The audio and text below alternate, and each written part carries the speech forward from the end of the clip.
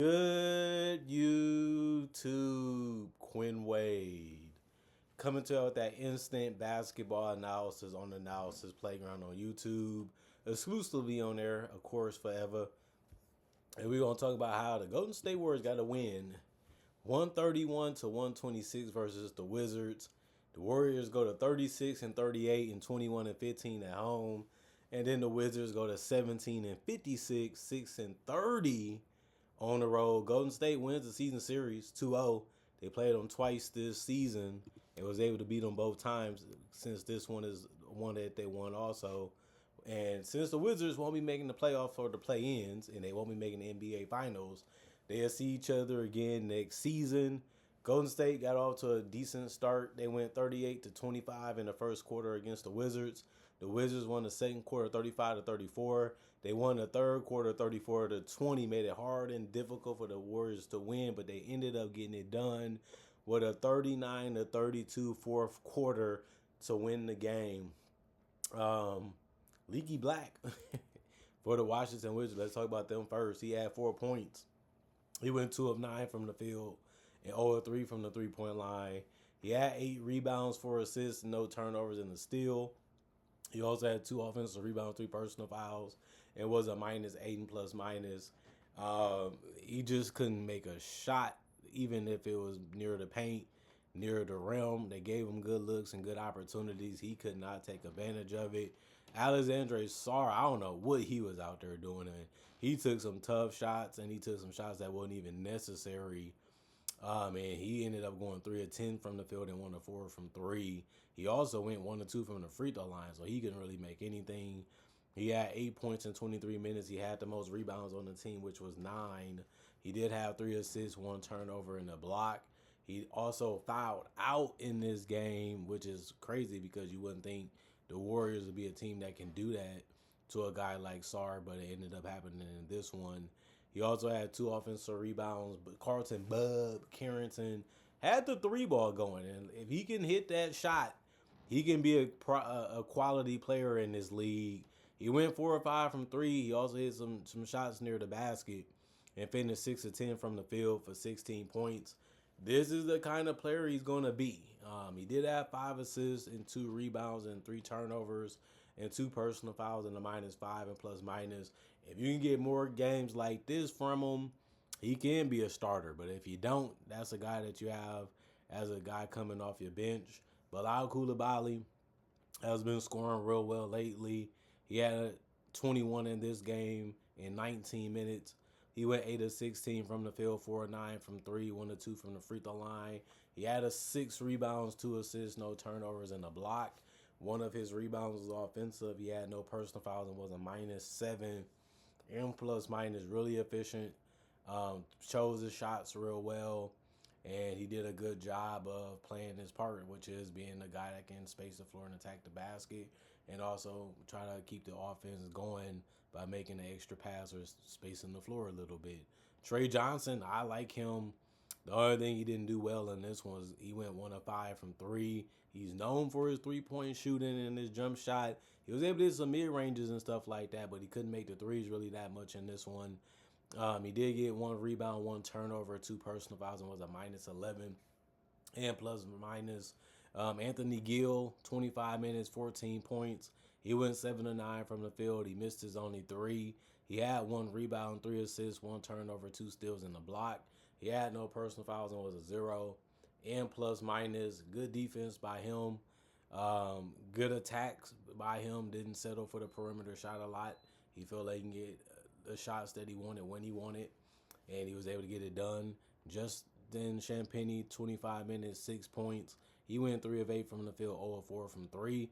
Basically, all his misses was basically threes, but he also did miss a couple 2-pointers too. He had 2 rebounds, 3 assists, 2 turnovers, 3 personal fouls, and was a +6 and plus minus. And then you look at Sharif Cooper. He was running that offense real well, taking his time, sometimes speeding it up when he needed to. He ended up getting 7 points, went 3 of 4 from the field, 1 of 1 from the free throw line. He had 1 rebound, 4 assists. He also had 1 turnover and a personal foul and was a +8 and plus minus. Jameer Watkins, 6 minutes, 3 points. He made his only shot, which was a 3. which was wide open. He should, and it was good that he did. He had 3 rebounds, no turnovers, no personal fouls, and was a +1 and plus minus. Jaden Hardy, 12 minutes. He ended up having 14 points. He went 4 of 5 from the field. It was all threes for him. He's coming in and giving them exactly what they thought he could give them, and that's quick scoring. And he's doing it efficiently lately. We'll see if he can keep that up. He also had 1 turnover, 2 personal fouls, and was a -7 and plus minus. And then you look at Will Riley, he led the bench and the team in scoring in 29 minutes. That was the most off the bench, and he also had 22 points. He went 8 of 12 from the field, took the most shots off the bench, but did a good job of making the shots. He also went 3 of 5 from three and 3 of 3 from the free throw line. He also had 5 rebounds, 5 assists, and a turnover, and 2 steals. Did basically a little of everything for them in this one. And if you can continue to score like that, and you can continue to make it look a little easy like he did it tonight, he might even get more minutes and possibly even be a starter. They still trying to see who they want to keep, who they want to play, and what works and what doesn't work with this roster, since Trae Young, Anthony Davis, and those guys are going to be on the team next year most likely. They're going to change how this team looks and how it plays, and can't wait to see how it looks, because those are 2 quality all-star caliber players that can just make everybody else's job easier, especially if they can continue to score on the level that they did tonight or close to it, which they have shown. You just make the fans more excited to see the team next year. 4 personal fouls for Will Riley and a +6 and plus minus. And then you look at the Golden State Warriors. Everybody that was available and healthy to play got on the court for the Warriors. Draymond Green played 32 minutes. He had 6 points. He went 2 of 4 from the field, 1 of 3 from the three-point line, 1 of 2 from the free throw line. He did have 4 rebounds and 10 assists, 3 turnovers, a steal, and 2 blocks. Obviously, he's out there to command the defense. He's out there to keep the ball moving. He's out there to run the play the right way and make the right pass and make everybody's job easier on both ends of the court, and I feel like he did a good job of that. He had 2 personal fouls and was a +4 and plus minus. Guy Santos, 33 minutes, 27 points. He went 8 of 12 from the field, 3 of 5 from 3, and 8 of 9 from the free throw line. Didn't have too much of a problem with how he was going about his day. He's always trying to get the easy ones in the paint. He's always trying to hit the wide open 3. He's always moving and grooving and knocking and rocking, and that can help you get to the free throw line if you attack at the right time, especially if your opponent is not well balanced or getting caught off guard a little bit, and not disciplined. He had 4 rebounds, 4 assists, 1 turnover, 2 offensive rebounds, 2 personal fouls, and was a +5 and plus minus. Kristaps Porzingis, 29 minutes, 28 points. They ended up being the most on the team. He can do that. He can hit threes. He can finish in the paint. He can shoot over guys. And obviously he can be physical enough to get to the free throw line. He hunts mismatches, and the coaches love that about him. Sometimes it works. It worked in this one. He went in 5 of 7 from the free throw line. He had 8 boards and 3 assists. No turnovers also. That's another good thing from him tonight. He had 2 offensive rebounds, no personal foul, was a +5 and plus minus. And then Brandon Podziemski, he needed a little bit of help offensively. Santos and Porzingis provided that, and then it just made his job a lot easier. He was able to grab 10 boards. That was the most on the team, and he had 22 points, or 20 and 10 for him. He went 6 of 13 from the field, 3 of 8 from 3, 7 of 8 from the free throw line. He did a good job of attacking. He kept the defense guessing. He kept trying to find ways to use his handles and his patience to see things open up. He ended up getting 7 assists because of that. Just read the floor real well. He also had 3 turnovers, 2 steals, 1 offensive rebound, 1 personal foul, was a +7 and plus minus. Will Richard, he played 25 minutes, had 8 points. He went 3 of 5 from the field, 2 of 4 from 3. He had 2 rebounds, 2 assists, no turnovers. All of his rebounds was offensive, had a personal foul, and was a -10. You're just happy that he made the open looks. Get open. We'll find you. Just put it in the basket, and that's all we ask of you to do. Leon's 3 minutes. He ended up doing nothing, which is not really that crazy. The thing he tried to do was score, but he missed his only field goal. In Omer, he ended up playing 8 minutes. He had 3 rebounds and a turnover, 2 personal fouls, and was a -4 and plus minus. Gary Payton II, 25 minutes, 15 points. He ended up scoring the most points off the bench, which isn't really something that's new. He's been able to do that. He went 7 of 11 from the field. He missed his only three. He went 1 of 3 from the free throw line.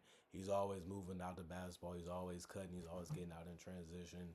He's always trying to find a way to get the easiest looks that he can get. And since they all high percentage, the teammates love him for that too. And he's always a guy that's easy to find. He had 5 rebounds, 2 assists, 2 turnovers, 1 steal, 1 block, 1 offensive rebound, 3 personal fouls, and a +4 and plus minus. LJ Cryer played 27 minutes. It was the most off the bench. He had 12 points. He went 4 of 13 from the field, 4 of 10 from 3. He had 2 rebounds, 2 assists, no turnovers, and a personal foul, and was a +11 and plus minus. He missed, a good amount of shots, a good chunk of his shots, but he also kept finding ways to get open, especially from 3. And he was able to knock down a good amount of them. And then Pat Spencer, 25 minutes, 13 points.